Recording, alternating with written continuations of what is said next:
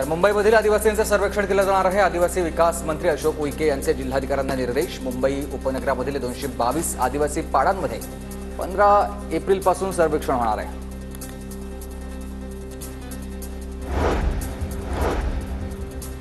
तर मुंबईतील अतिवृष्टीची माहिती 6 तास आधीच मिळणार आहे। मुंबई महानगर प्रदेशामध्ये 4X बँड रडारची उभारणी केली जाणार आहे। जीवितहानी आणि आर्थिक नुकसान टाळण्यास मदत होईल। मुंबई पालिकेच्या घनकचरा विभागामधील वाहन चालकांना वाहन चालवण्याचं विशेष प्रशिक्षण दिलं जाईल। वाहतूक नियम आणि वाहनांची काळजी घेण्याबाबत माहिती देण्यात येणार आहे।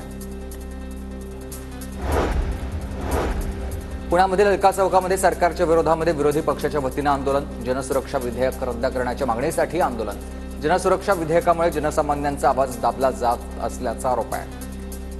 इचलकरंजीमध्ये कापसाच्या गोडाऊनला आग, 40 ते 50 लाखांचं नुकसान, 150 कापसाच्या गाठी यामध्ये जळून खाक झाल्यात आणि अथक प्रयत्नांनंतर आगीवर नियंत्रण मिळवण्यात आलंय।